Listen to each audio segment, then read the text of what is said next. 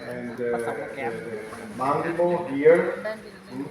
And as you can see in this patient, without the teeth, you can see the contribution that the teeth and the alveolar process give to the face. So we perform a unique mission for the patient. And to me, the answers for the orthodontic needs are in the bioreactive science that was invented by Ricketts back in the 50s. And the bioreactive science is not a specific technique. It's a combination of various modalities used in a logical sequence. Everybody uses liners or brackets and wires. That is technique. And so the concern is not with the type of the bracket or the aligner employed, but how it is used, where it is applied, or what is to precede it, and the differences in the objective deemed possible. So in orthodontics, dealing with biological variation, there are few laws that can be applied. The bioaggressive approach is characterized by the application of the principles. A principle is general truth that is most often trustworthy, but not without consent. And back in the 60s, Dr. Ricketts listed the 30 principles. And we'll cover just a few in this short lecture. But the most important is the principles number 1. It's love your patient, follow the truth, and maintain the peace. Just if you love your patient, you can do the truly best for the patient. When we go to the office, we are very happy to go to see patients. We love kids and we love our patients. This is the first principle. The second is determining the components of the malocclusion. And this is a composite that means that it's not just one patient, but is 40 patients, and that class 1 at age of 8. And if we compare with these 34 patients at the same age, class 2 high convexity, we can see and we can underline the components of the malocclusion by the superimposition of these two composites. So, first of all, the posterior cranial base is longer in class 2. Doesn't work. Okay? The anterior cranial base is longer. So it means that maxilla is forward and the mandible is backward. This is a component. The chin is backward in class 2, about 2 degrees, and it's incredible, my mandible is longer and bended backward in class 2. It's a compensation. But the main difference is the upper jaw position. The upper incisors are more protruded in class 2, lower incisors are more retruded, so we have a large overjet, and the lower molars are more distal in class 2. And we recently added 2 other components that Ricketts described, but he never listed. But Sato emphasized in the last 30 years that the upper molars are less erupted in class 2, and the lower molars are more erupted in class 2. So this is from Sato, and you can see that this is the normal growth that he called class 1. I call normal growth. And you can see that here there are no development of the occlusal plane. There are no enough eruption on the upper molars. And so, according to Sato, this is one of the cause of the rotation of the mantle downward and backward. On the opposite, we have another eruption of the upper molars in class 3. And so we have an anterior rotation of the mantle and a flat occlusal plane in class 3 and a steepened occlusal plane in class 2. But to me, this is a component that we call the occlusal plane. So the occlusal plane is a factor, as the speaker that talked before me explained very well, but it's not all. So obviously,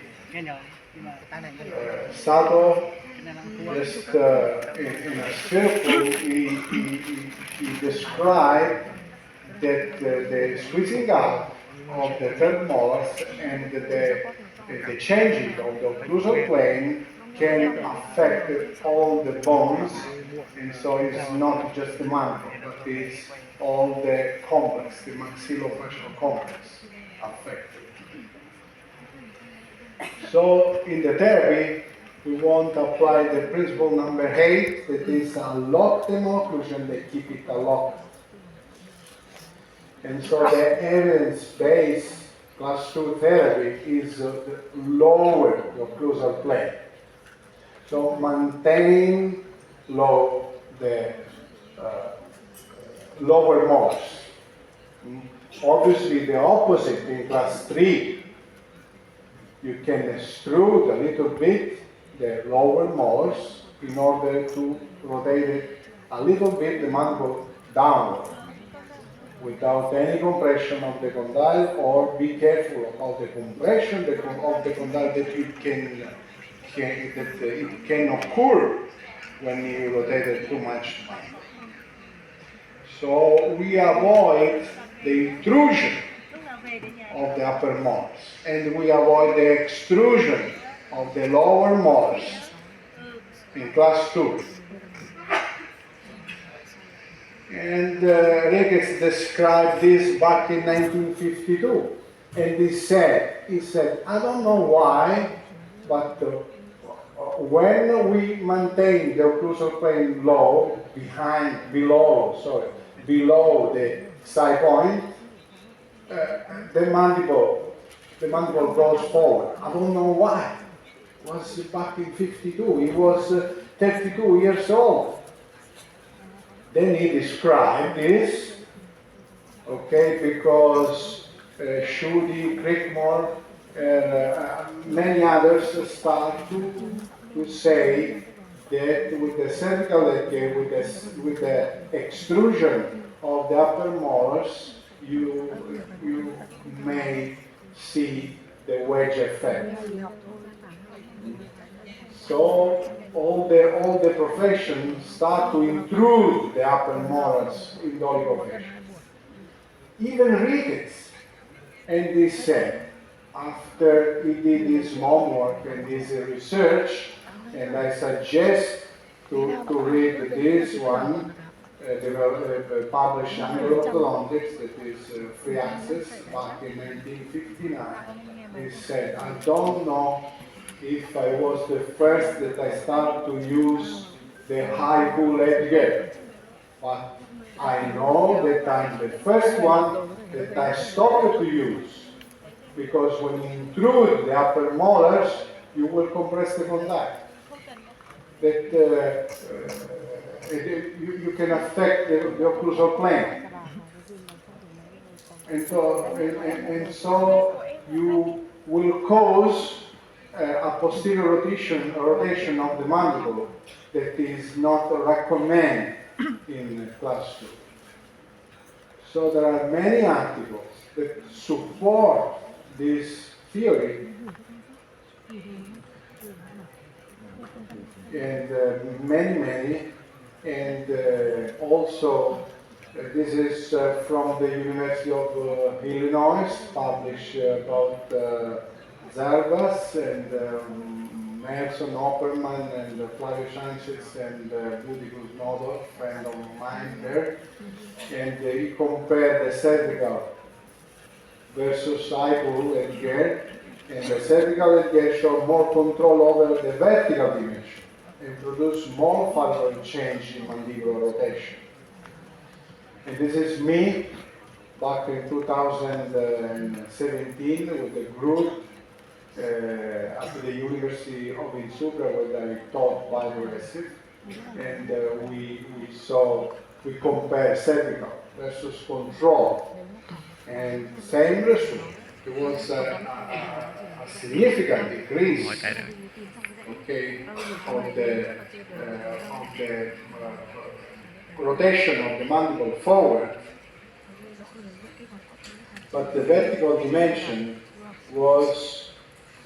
didn't affect in a bad way with the cervical. Okay? And then we focused on the occlusal plane. Same result. The uppermost showed extrusion to the palatal plane. There was a significant forward rotation of the mandible. The vertical dimension was not significantly modified. And then we compared the effect of the cervical headgear plus the utility arches versus the control, and the cervical headgear treated just with the cervical headgear. And we saw, that the treatment with the cervical headgear and utility arches is more effective in the control of occlusal plane. But the only reason is because we use the utility arch on the lower is just to improve the lower incisors and prevent the anterior interferences. Then we asked Nelson to study the group that they treated with the eyeball headgear, and so we compare the effect of the cervical headgear with the effect of the eyeball headgear versus the control. And same result in patients with eye angle, in dolichofacial patients. And the cervical headgear seems to be preferred in the correction of maximum protrusion, molar relationship, and increasing anterior facial area without any rotation.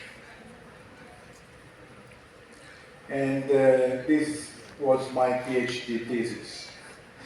I compared many patients, and you can see at that time I didn't study SADO, but I was very impressed about the effect on the occlusal plane. Look here in the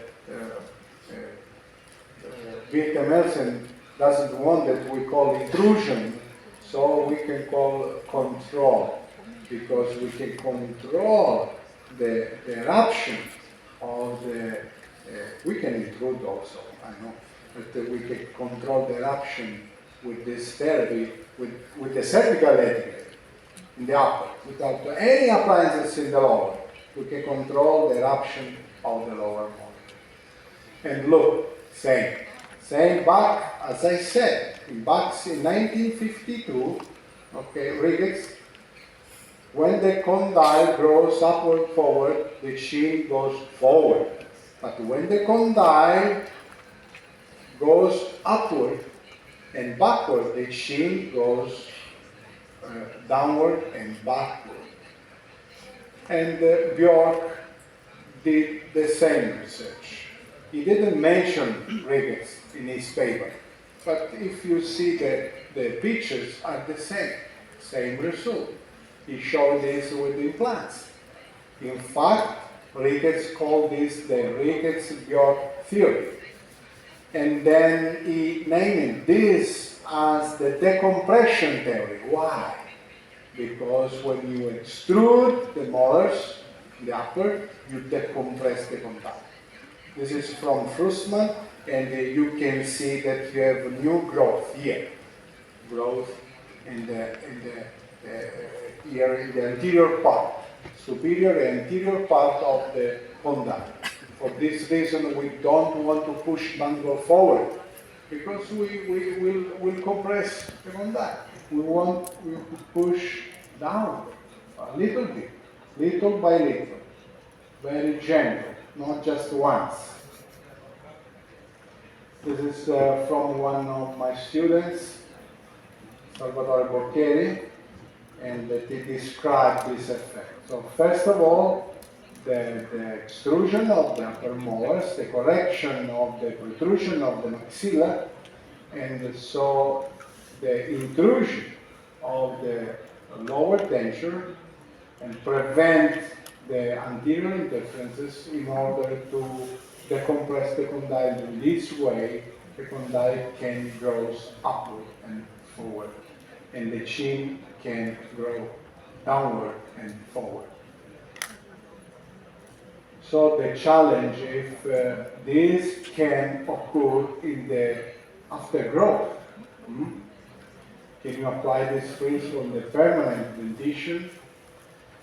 So first of all, in the growing patient, you push backward, downward the maxilla, lower the occlusal plane, promote the vertical growth of the ramus, and so the mandible can adapt forward. Don't push the mandible forward, but just let the mandible can come forward. And obviously it's easy in the brachyfacial pattern, but it's not very easy in the dolichofacial pattern. Another principle number 22, proceeded in stages. Major objectives must be solved first. In this way, the secondary objectives will become easier.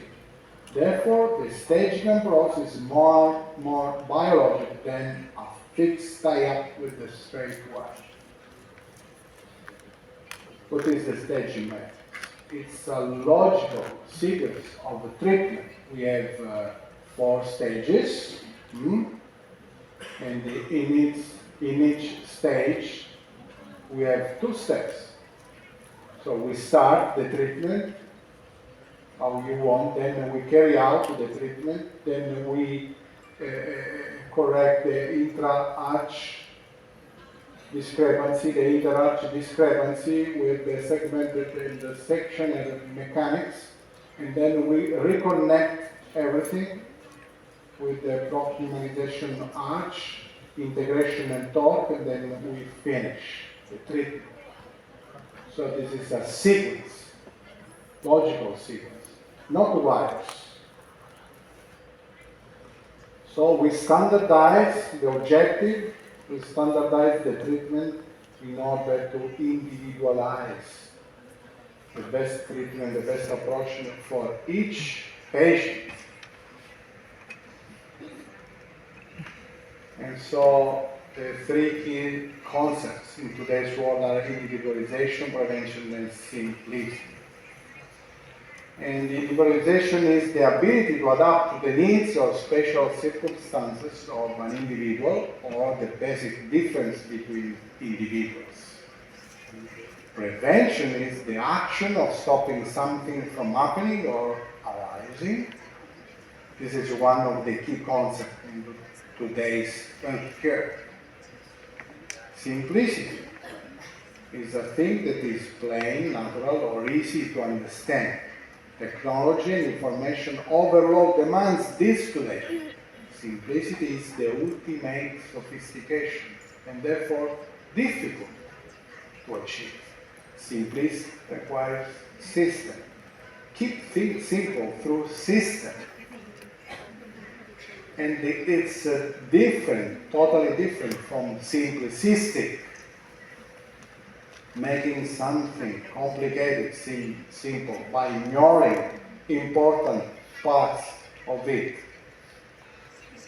So I suggest to avoid the simplistic approach. Avoid people that say use this bracket, use this magic wires, or aligners, or everything, or appliances, because it is not an affair of bracket or lines, as I said. You must understand the principle behind the approach that you want to use. This is simplistic. You remember this? Everybody does this. This is simple. Give this to a kid. My daughter that is there is 5. Is very smart with that one, without any instruction. Also my son. Okay, today is a busy day. We have a lot of patients, and we want to be on time for the dinner that I have tonight with my family, with Dr. Quan and Dr. Lin. Okay, let's start. Anna, come on. So she's a deep bite class 2, let's say class 2 division 2. She hasn't a discrepancy, she hasn't crowding, she has a lot of space. She is pretty much symmetrical, as you can say. And you can see the brachyfacial pattern. You can see the deep bite here, okay, with the extrusion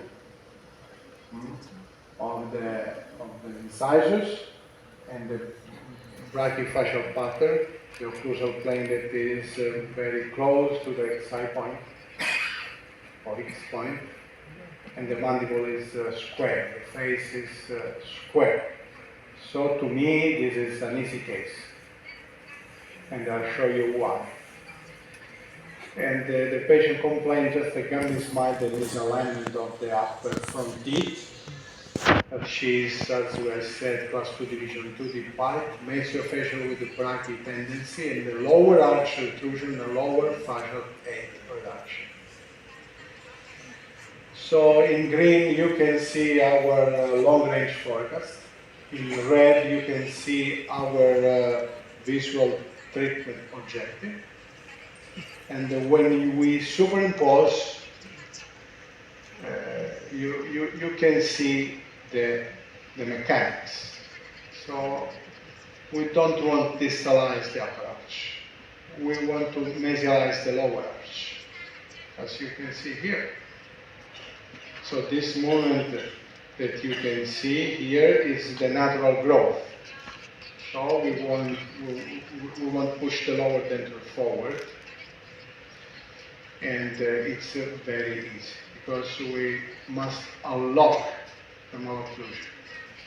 And so we put this in the middle of the pool because this is a case that occurs in the, like say, 70%. This is the objective that we want to do, and we want to unlock the malocclusion and allow the mandible to go forward, along, without any apparatus. So we open the bite, we use in the upper arch 2 by 2, in the lower arch 2 by 4, and this is all the treatment, the type of 4 in animal.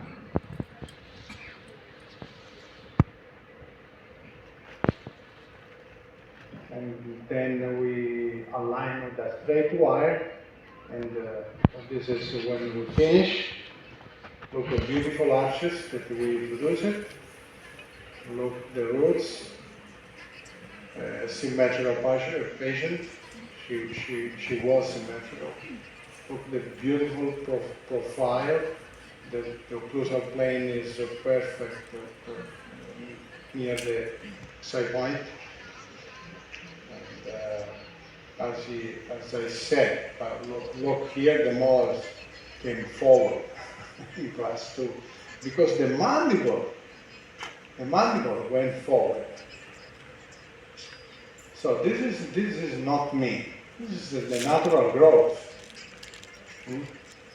In a brachyfacial, if you unlock the malocclusion, you can use everything. To unlock the malocclusion, the mandible, you will see that it goes forward. So this was an intermediate treatment. 1 year with the utility arch, then we wait for the permanent dentition 2 years, and then we finish in 1 year with the straight one, with the biaggressive multiplexus approach. We are not against straight one. We use, obviously, but we use in the proper stage, when it's the moment to use. We don't throw a straight wire in the mouth each patient came in the office. This is before and after, before and after. I know that you don't like this retention on the lower, but you can see that you cannot see when the patient smiles. Even my wife had this retention for many years. This is after 6 years, this is after 9 years, and it's still stable. You can see the bite and the perfect +1, perfect midline, and she is happy. Then we remove. Second patient. Oh, Luca is a little bit worse than Anna. He is in a full +2, as you can see here, mixed dentition.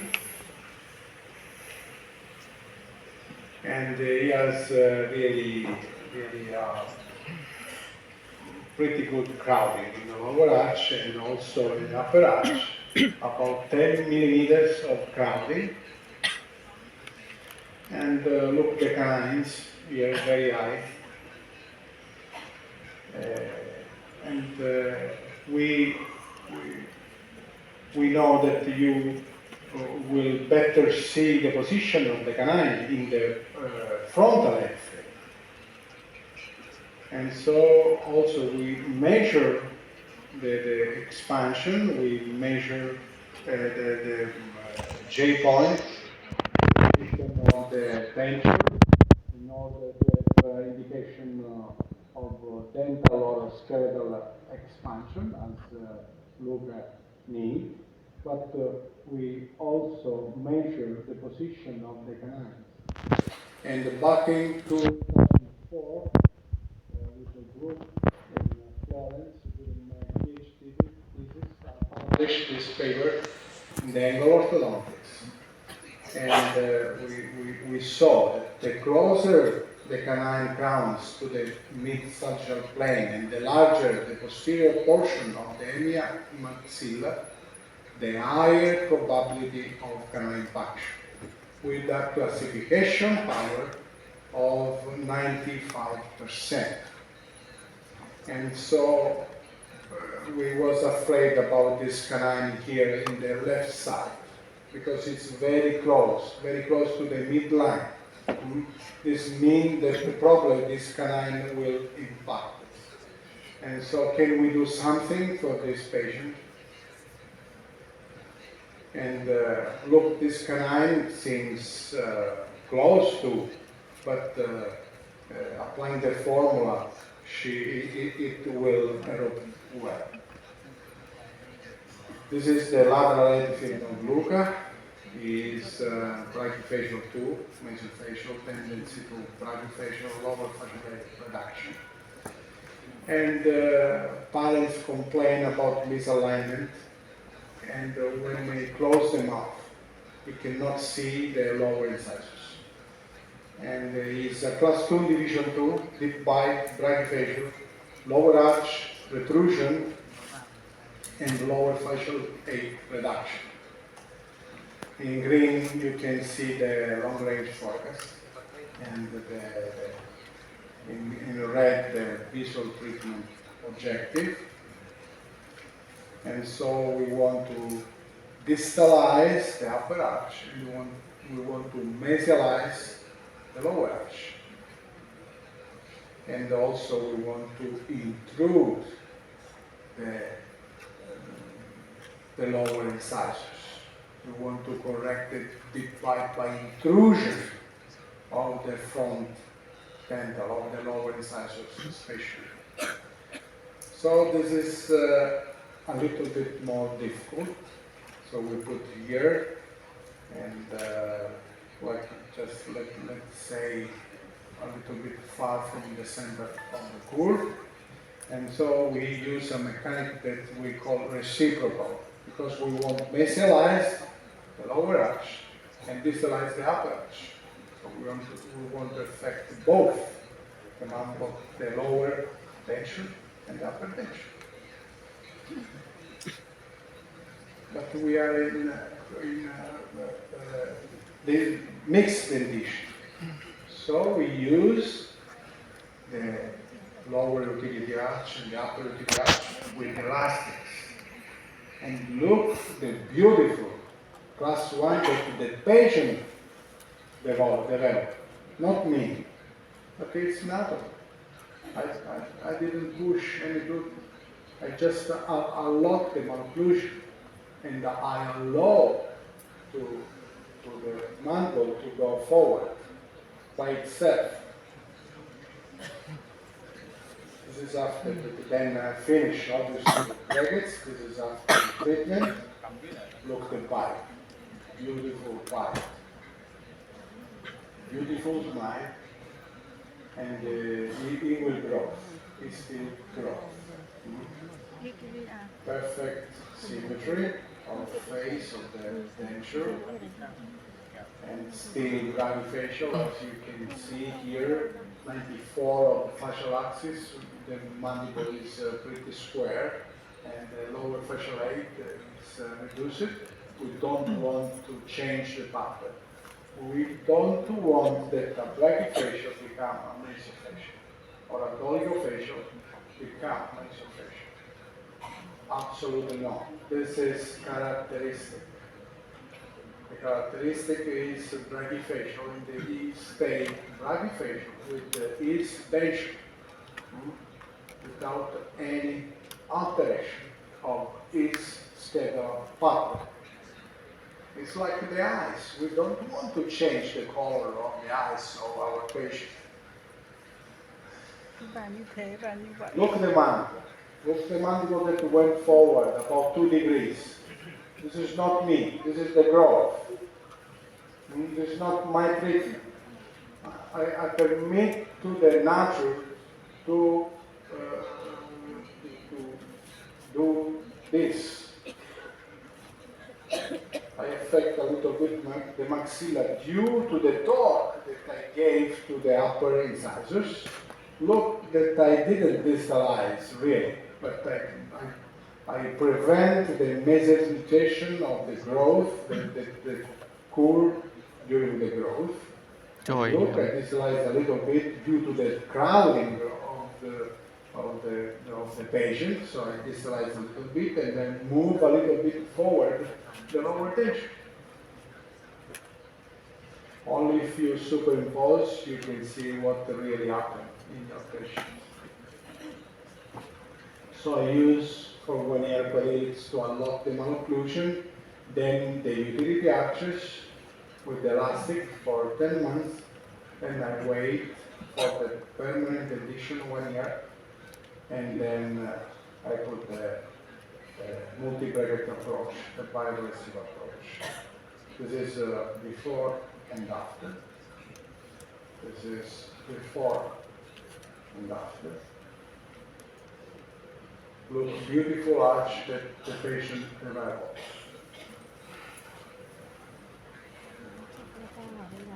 When I start, after the utility arches and the elastics, and then when I finish. This is after 1 year and 8 months, 3 years and 6 months, stable, 7 years, stable.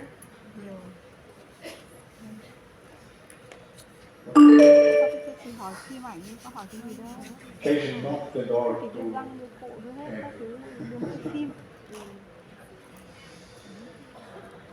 Antonella, she's class 2, as you can see.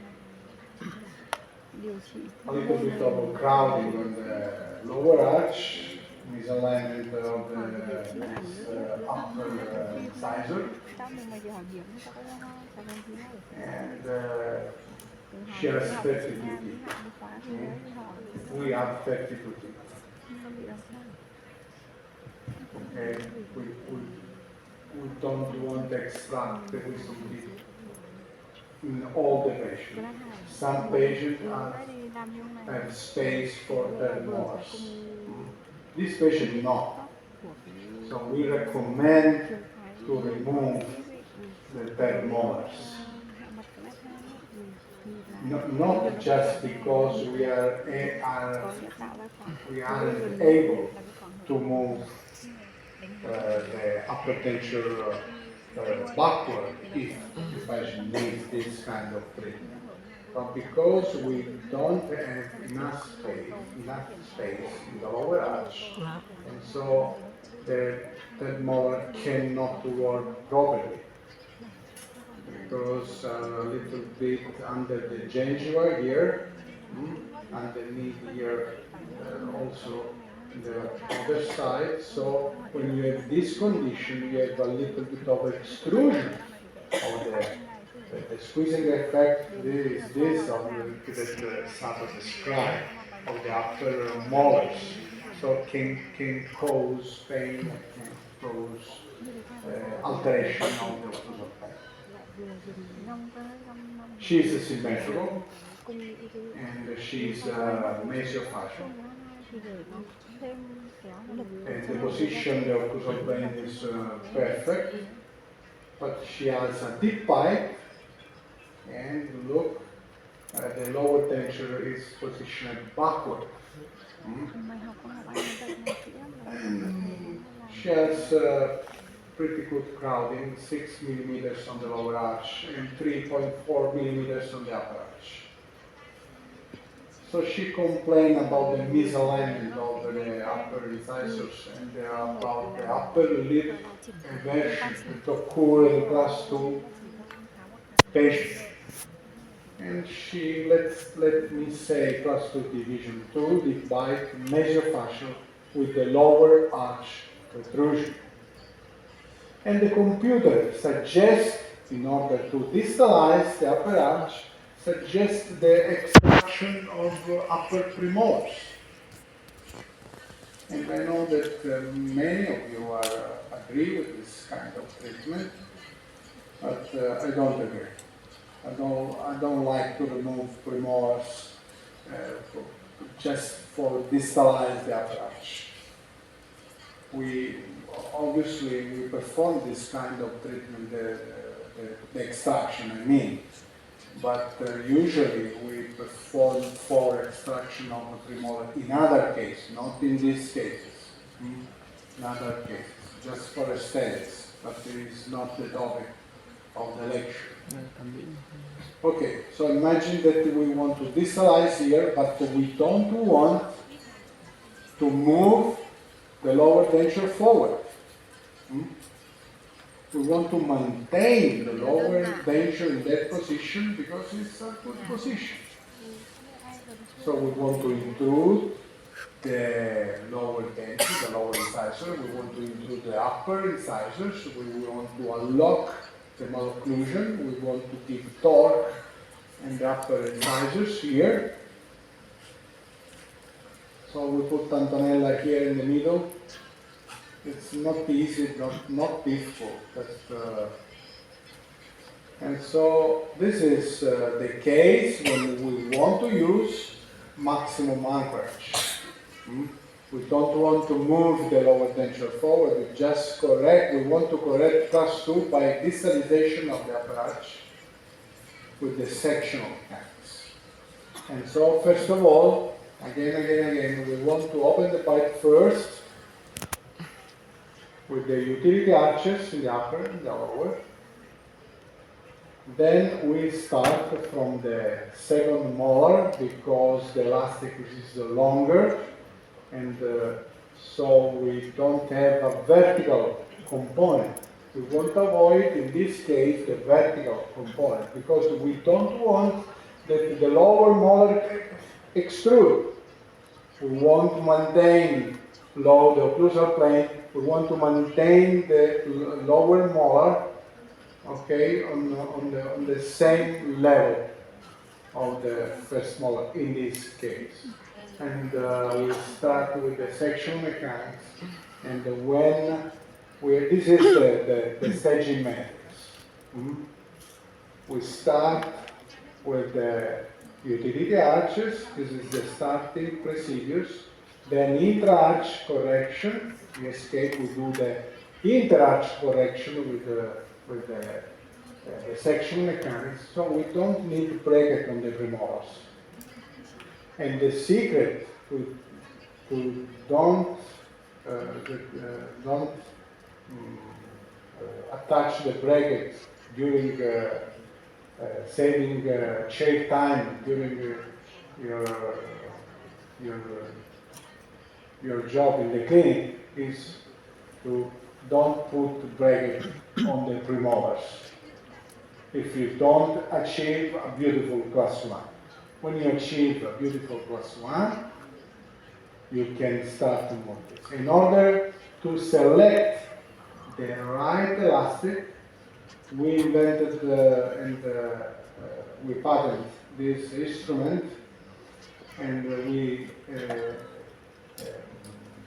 studied the characteristics of all the elastics that we have in the market.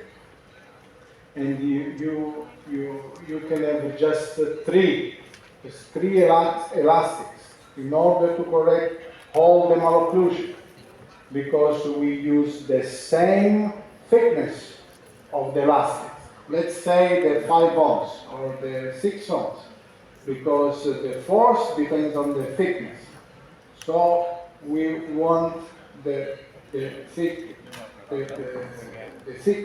thickest elastics, and so we use this, and we use the 360 that we call number 3, the 1/4 that we call number 4, and the 5/16 that we call number 5. And when you measure the distance when you apply the elastics, so in this case it's from the lower second molar to the canine, you will use the instrument recommend to use the number 4. It's very easy. Okay, if you have a shorter distance, you can use the number 3. If you have longer distance, you can use number 5. And in these 3 elastics, you have everything. And we publish. If you want, I can send to you the article where there is the background and the rationale of this research. Sorry.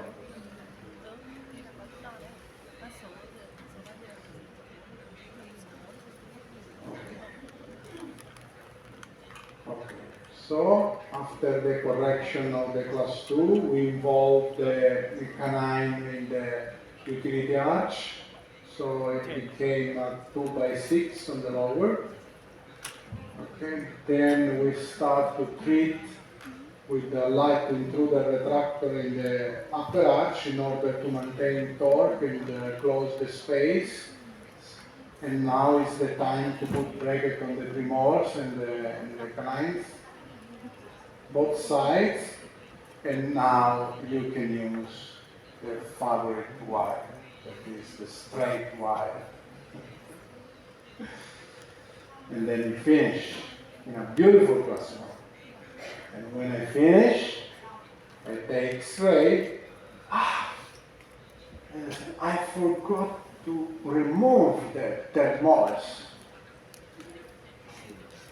And I asked to the patient, why? Why you didn't remove that? Oh, I'm scared about it. But I recommend. She said, yes, but you forgot. Yes, I forgot. So we can digitalize as much as we want. So it's not a matter of the mechanics. It's because there is no space, because they have no play. They cannot function in this way. So this is the reason, because we want to remove. Not in each patient, but this patient, yes. So this is the control. Frontal, exit, and the look, the anchorage, even we a little bit distalize the lower arch, and the distalization, a little bit the mandible went forward in an adult patient.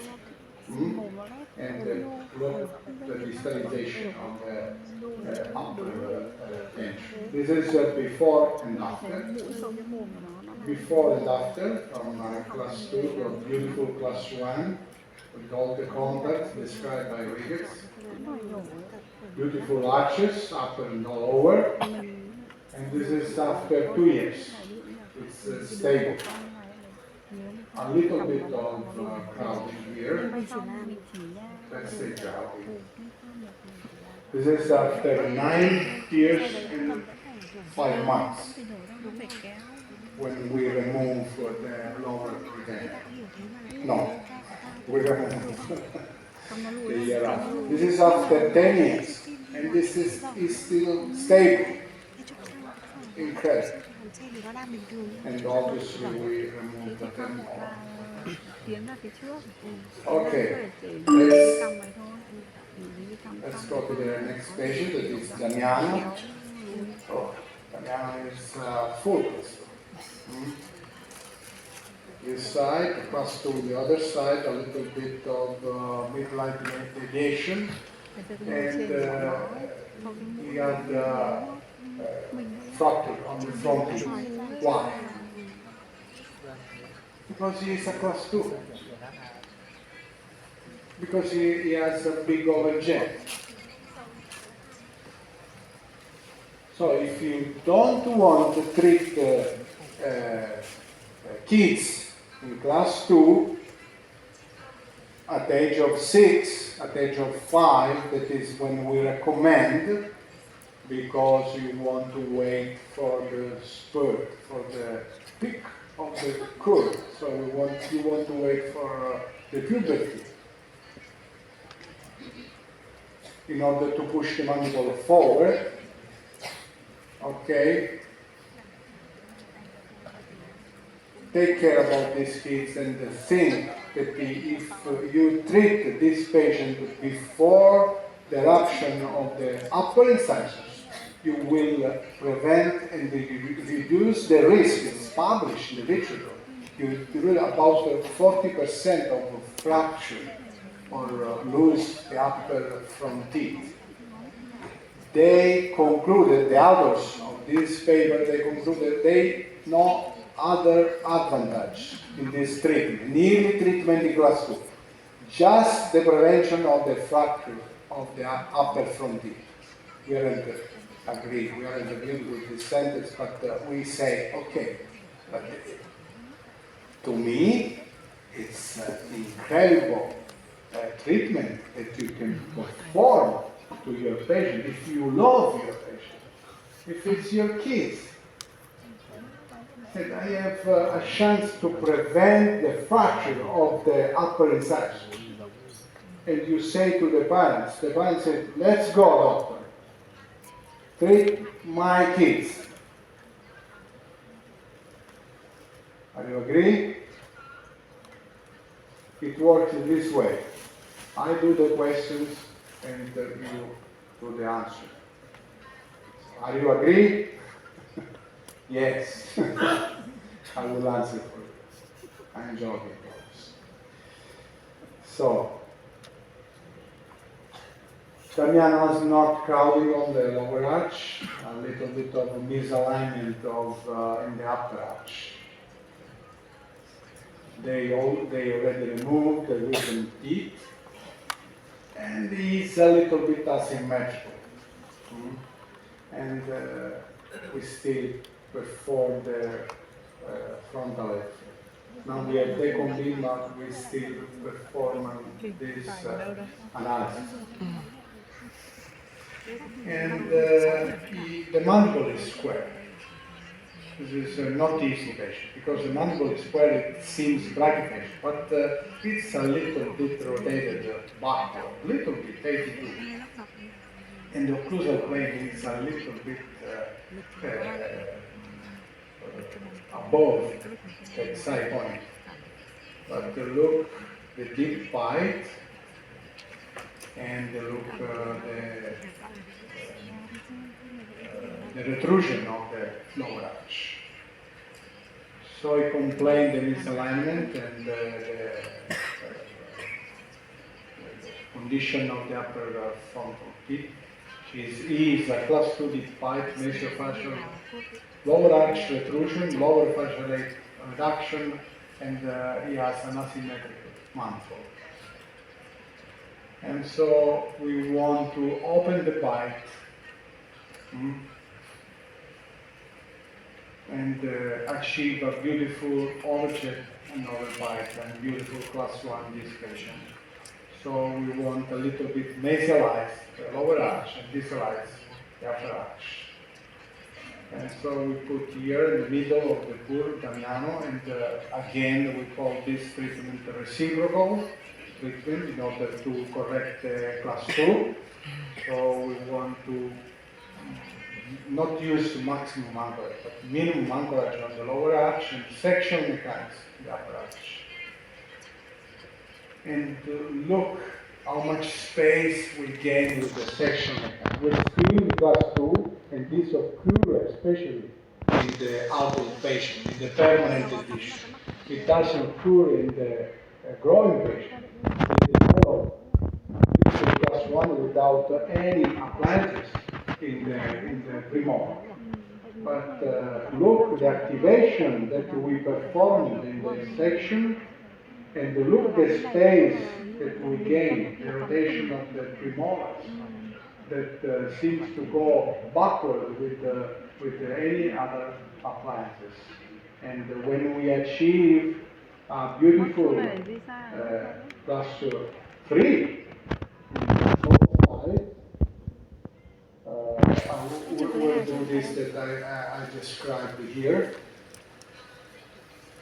because it's easier to understand. So we want to activate the section here. We want to activate it here, the section, straight the section. And sometimes the space is just close to the canine. So we can move to a straight section, close the space, and reach a beautiful class 1. And then control the upper inside. And we want to improve lower canines, align the premolars, and use a straight line. And this is the sequence, the staging method sequence that we usually perform in class 2. This is when we finish with the beautiful class 1 on both sides. Incline is perfect. Control of the roots are perfect. With gentle force, we use just a 16 by 16 Enjoy Blue. No other wires. No other wires. It's still asymmetric, a little bit here, as you can see.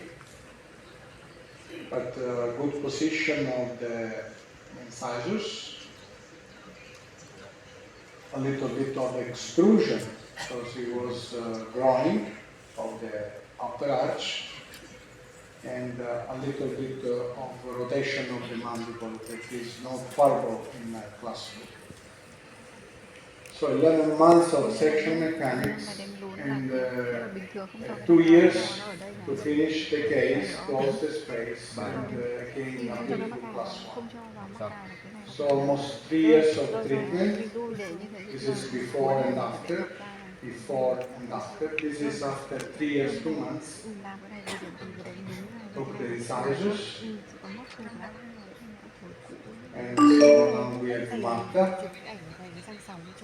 And Marta is not easy case because she has pain in the mandible. And it's difficult to speak about this approach after the presentation that I listened to. Anyway, Marta, this is the occlusion. It's not bad. She is class 1 here on this side and a little bit class 2 on the other side. A little bit of midline deviation, but she has pain on the left side of the joint, and she has a history of click, so now she doesn't click anymore. The pattern is mesiofacial. She has a beautiful smile, beautiful upper and lower denture, beautiful lips, a little bit of mandible asymmetrical in the normal side.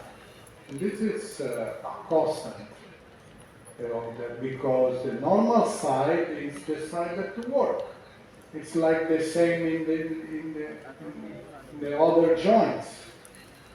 If you have pain on one leg, you start to compress and to overload the other joint. It's normal, even in the temporomandibular joint. It works in this way.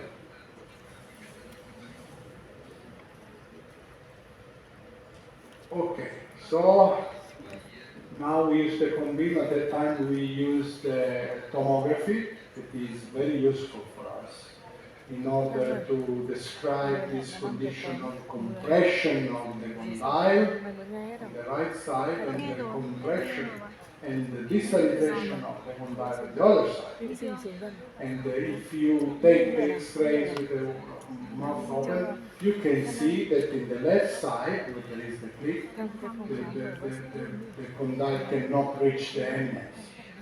So it means that the mandible is locked on one side and deviated on that side. So she complained obviously about pain and limitation of the opening of the mouth, and she has impacted molars, distal displacement and lock of the left condyle, superior displacement and of the right condyle, mandibular symmetry, class 2 subdivision on the right, and the perio problem on the upper center right incisors. Remember this. This is our treatment objective, so we want to mesialize the upper arch. We don't want to mesialize the upper arch. And so she is not the easy case due to the TNJ problem. And so we want to use maximum anchorage on the lower arch. But first of all, we want to solve the TNJ problem. And we use the biotemplate. It is not a spring. It's fixed in the mouth.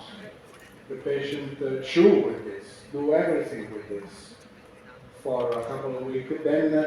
Then we give instruction to the patient to remove, just to wash the teeth, wash the incisors, and we ask the patient to do not touch the teeth, to not put the teeth in contact while she wash the teeth, because we want to see this in the clinic.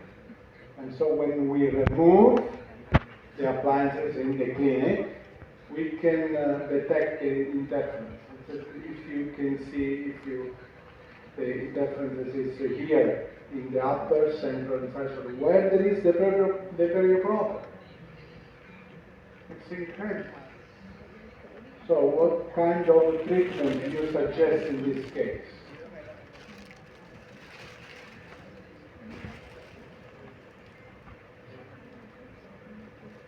You can send to the psychologist.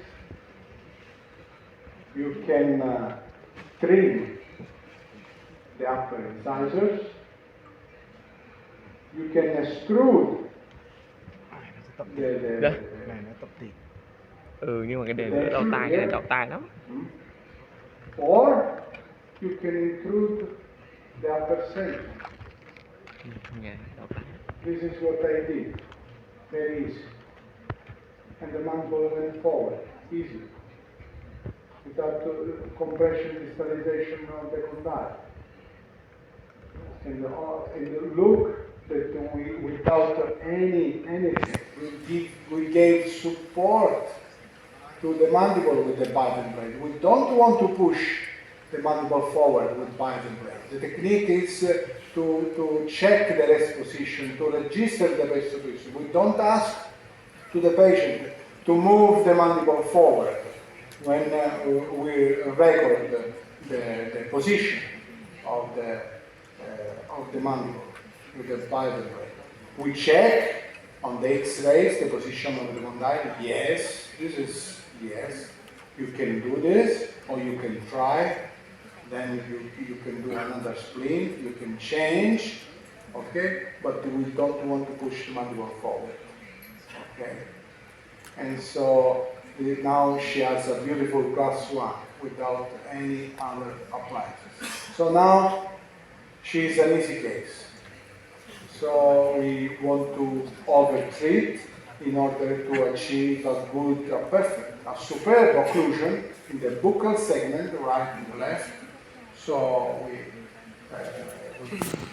continue to open the bite, we use an utility arch, and then we remove the utility arch in order to distalize the upper arch with the section mechanics, and we reconnect with the double delta, and look the position now, the condyle, the space that you have on the joint, and now the position when the mouth is open is in a beautiful position, and obviously the patient has no pain and she's happy. This is when we finish the treatment after less than 2 years. Beautiful profile.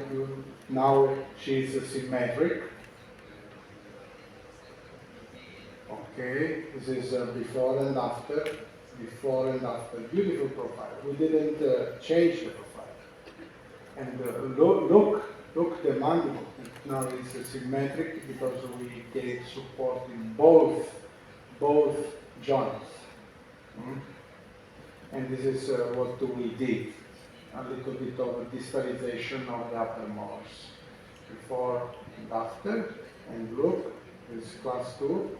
This is after the bite plate and after the treatment with 2x1. This is an utility arch, 2x1. This is when we finish. And this is after 3 years. And we remove the wisdom tooth. And look the beautiful smile that she has. This is one of the patients that we use for the research in order to understand the biggest prescription, that is the ones that maintain the upper first premolars in a wider position than the canines, in order to cover the buccal corridor, the black corridor that are not beautiful to see. So we want to expand. You can see in the Ricketts smiles, you can see the premolars, the upper premolars, and the molars, not the canine. Because if you see the canine, behind the canine you have black. And so it's the only prescription. Look for the rays in the other prescription.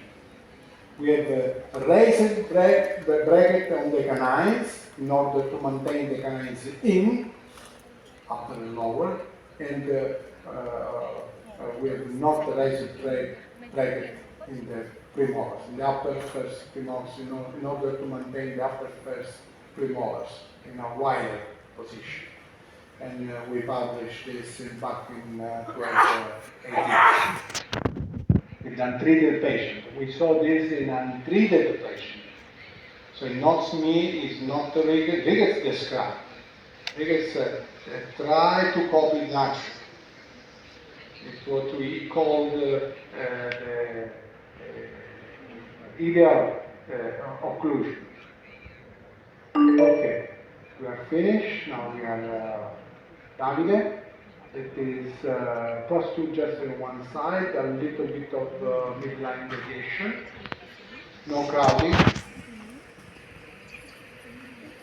It's pretty good symmetrical, skeletal, and he is mesiofacial.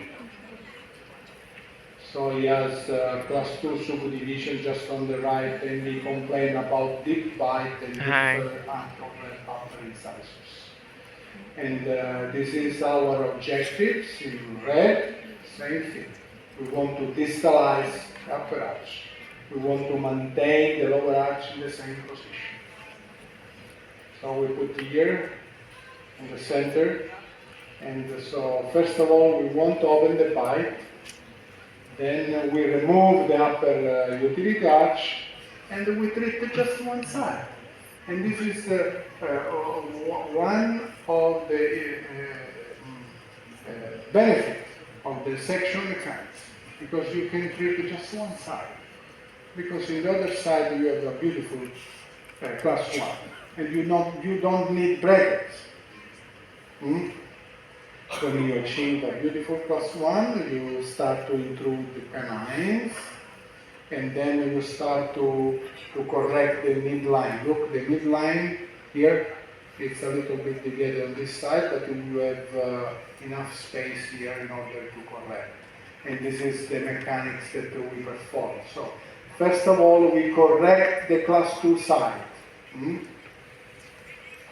Then we maintain the canine torqued. And then we can move the 4 incisors with a double teta, and we want to activate the double teta just on one side. And we want to maintain the anchorage with the elastics. And we can use a class 3 elastic on the other side. Or you can use a push and pull utility arch that I invented a couple of years ago. So you can push the denter on this side, so you want to activate this and push here, and retract on this side, okay, and you correct the midline. Very, very easy.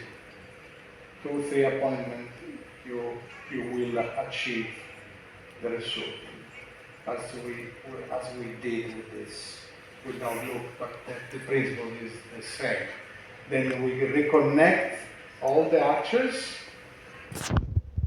and after 3 years and 3 months we finish the treatment.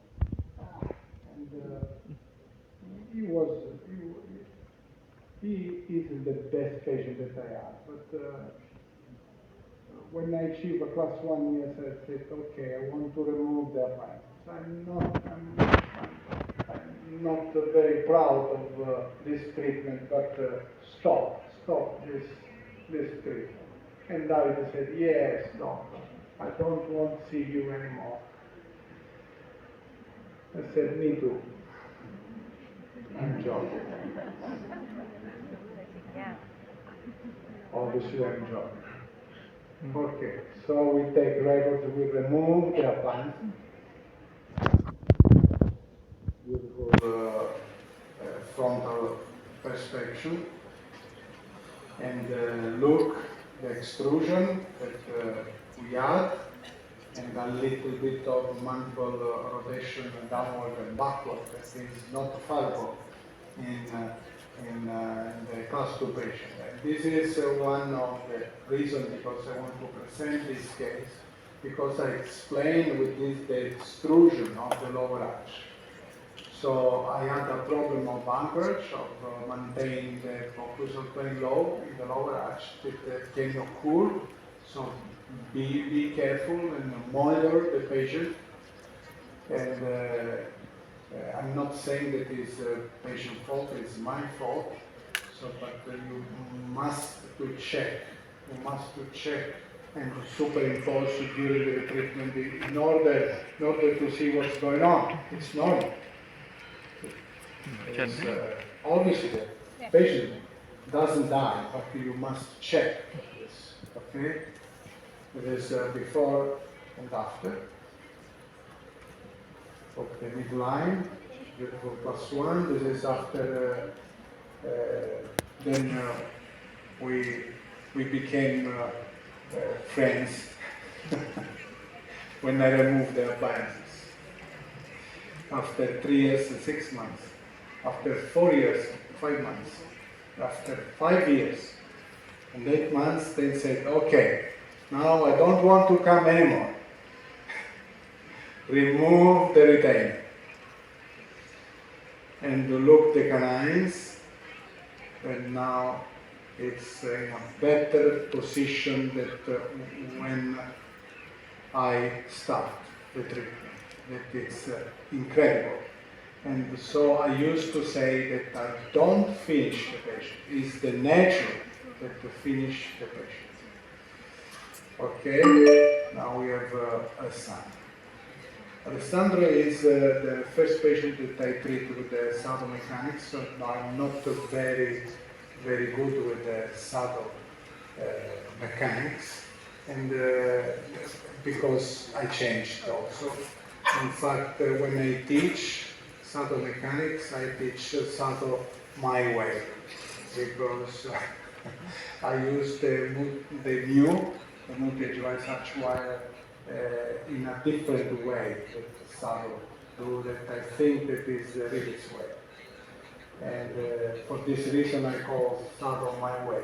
My way was the best, the preferred song sing by Reyes. He was a very good singer and he used to sing my way. Okay, this is the third orthodontics of Alessandro. And the last one, trimmed, in order to close the bite, he trimmed the molars, the cusp of the molars. And he can close it just on the second molar. This is look, I removed the appliances, obviously, and look, it's easy. Even my son, Alessandro, can understand that you must intrude this in order to close the bite. Very easy. But it's asymmetrical because he hasn't support on the right side, because he has a compression of the condyle, the right side. And he's still growing. He's permanent addition, but he's still growing. Obviously, he has an open bite, dolichofacial tendency, and he asked me, I don't want surgery. I said, no, don't worry. And so this is the video that I performed. So I want to correct the class 1, and then we close the bite. So one of the difference with the saddle is this, that first of all, we don't want to correct the class 2 when the patient, we don't want to correct the open bite when the patient is in class 2. First, we want to correct the class 2, and then when we achieve a beautiful class 1 with the open bite, we close. And it's more stable. This is really, it's not good. So we put Alessandro here, it's a little bit difficult. So we put just aqualytics, a straight wire on the lower in order to intrude the lower second molar, and then we have a beautiful class 1 just for free.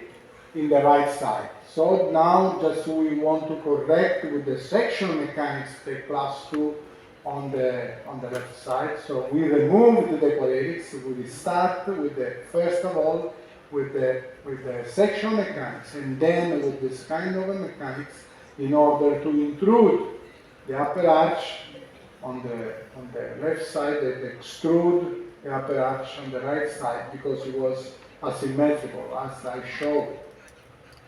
And so I said, let's check. Oh, and it's improving. I said, okay, this is my first case with the saddle mechanics. I said, okay, it can work. Dr. Garcia taught to me before I met Saldo 10 years ago. Okay, I start treat with the 16 edge glue wire, but it's not effective. So I use then the 16 by 22 in order to intrude the upper arch on the left and extrude the upper arch on the right. Box elastic in order to maintain the white closet, and then I remove the appliances. And the only thing that I don't like is that this patient doesn't do the cusps in the molar. It's incredible. And look the mandible. Look the face, the bite. Okay. Intrusion you cannot see because it's the right side, the left side. Now with the combine we used to perform two sets, one on the right side, the other on the left side. And look that the mandible went forward when we remove the interferences by intrusion of the lower molars, before and after. Before and after, and it's pretty good symmetrical now. It's 1 year, 6 months later, 2 years, 9 months later, and it's still stable. And he's very clever. He's a very, very good guy. Very, very clever. Okay, last two patients. Chiara, I perform a unique treatment that Ricketts taught me back in 2000 when I treated a colleague of mine with this same treatment. And if you see in detail, she missed lower incisors. This is a canine, okay? In fact, she has a beautiful class 1 this side and let's say class 2 on the other side. But she has a big origin, look here, big origin. And she was referred from the chairman at the University of Insubria in the north of Italy. And I said, okay, you know the best orthodontist in Italy, and you are referred from me, so to me I was like shocked. This is the frontal, look the double protrusion that she has, and I didn't want to extract because I love the profile. She is a oligofacial patient. Look, is 79 of facial axis, so the mandible is backward. And so she is open bite, class 2 division 1, overjet increased, high convexity, and the lower arch protrusion. And so the computer suggests to close in class 3. But I don't like the class 3 occlusion of the canine in order to maintain a good overjet overbite, because you have no chance. If you extract a low incisors, if you have a class 1, you have deep bite. If you have a normal overjet overbite, you have a class 3. So I did this, that Ricketts told me. So I don't recommend to extract the lower incisors. Never. I don't like to say never in medicine, but in this case I say never. Never do this. if you have an agenesia, if you lose the lower incisors, you must to expand the arch, and you want to mesialize one side. In order to fit in a class 3 this side, in a beautiful class 1 with the premolar. The canine fit in a beautiful class 1 with the premolar on the class 3 side and maintain the class 1 side on the other side. Okay, this way you can maintain an adequate interpremolar width. And we can center the midline with the central incisor of the contralateral incisors. And so what I did, okay? This is the side in class 1, okay? But this is the canine, okay? This is the premolar, okay? And this is the canine. So if I reach a class 3 on the molar, but I fix the upper canine and a beautiful class 1 with the premolar. Let's say the class 3, full class 3. This is a full class 3, in order to reduce the overjet. Then I close the bite, the straight wire, and then I finish. Can you see what is the canine? Can you see any symmetry? Beautiful. Beautiful case that I recommend when you lose an incisor. I do not recommend to extract the lower incisors. Okay. I'm late. This is before and after. Look the reduction of the jet that I performed with this treatment, before and after. And in order to explain the mechanics, you can see that here I have the class 3 side. Okay, class 3 side, class 1 side, so I distalize just in this side. A little bit in this side in order to correct the class 2, but I distalize a lot on the other side. This is after 1 year and 4 months. Last patient, Maria. And Maria is a very difficult patient. She spent for this treatment to reach me, because she lives on the other part of the island. So to reach my office, she spent the same money of the money that they gave to me to treat her. And when she came, she had pain in the joint. And it's incredible that she was already treated by another orthodontist. And here you can see the aligner here, the retainer, sorry. And you can see the compression of the condyles, the distalization of both condyles. And when you trace the mandible, you can see the asymmetry that Maria has. It's incredible asymmetric patient. And look, the midline is off about 2 teeth. It's incredible. Also the midline of the upper central. She's very, very asymmetric. But she asked no surgery. Please, no surgery. I don't want. I know that you can help me. This is the overjet, the overbite. Look. Don't look at the numbers. Look, the X-ray was incredible overjet. And when I perform my analysis, I use the divine proportion. And I said, look, Maria, I can do no, just a surgery. Because it's not surgery, it's genioplasty, I call it. Because the lower fascia is too high. I have not a chance to reduce the lower fascia.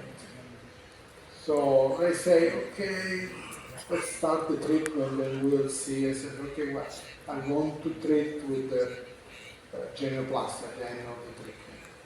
And maybe you don't know this, but he has a follicular cyst that was removed, impacted third molars, upper distal displacement on both joints. maxillary symmetry, mandibular symmetry, class 2 on the right, full class 2 on the left, and open bite.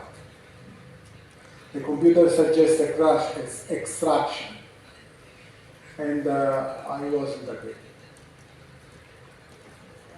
And this is one of the cases that I perform a unique treatment. In fact, I remove just one premolar due to the asymmetry on the lower arch. I remove the upper premolar on the upper arch, and I remove just one premolar on the lower arch, and also the genioplasty.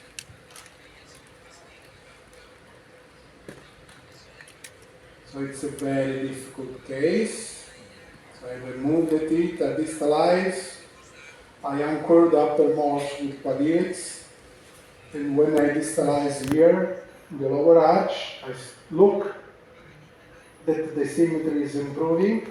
Then I use the push and pull utility arch. So I want to push from this side and I want to pull from the other side in order to center the midline. And here I reach a beautiful class 1. Now I can put the brake. This is the bioprogressive approach. I move to just the teeth that I want to move at the right time. Okay, then I want to reduce the jet, the put braces. I want to detail, but she said I found a boyfriend and I want to get married. So you must remove the appliances. I said, Maria, no, we must do the genioplasty. So no, after, I don't want to do this. I don't want to do surgery. So I said, okay, give me a chance to take the X-rays and I want to know what's going on. And incredible. It was incredible that the mandible went forward and the divine proportion now are pretty much closer to the ideal. Incredible, without any surgery. So I superimpose the treatment designed with the genioplasty to the result of the treatment without surgery, and are pretty much, look, pretty much closer. And now she's symmetric. This is when she said that she wants to finish. Before and after, incredible. Before and after, incredible result. And look the mandible, now it seems symmetric. The denture is symmetric. And this is a speculation, there is something change on the mandible. I don't know what is going on, but with the cone beam you can maybe give answers to this case. Look the midline correction, before and after. Before and after. This is when we start. And then this is the end of the treatment with the push and pull utility arch, the finished arches. Okay, this is the superimposition analysis. You can see that the mandible went forward 2 degrees in the adult patient. So my challenge is if it's possible in the growing patient, it's possible in the with obviously reduced chance in the adult patient, in permanent nutrition. This is after 1 year and 4 months, 6 years, 9 months, and this is stable. It's still stable. Okay, I finish, and but there is another patient that is knocked the door. Wait.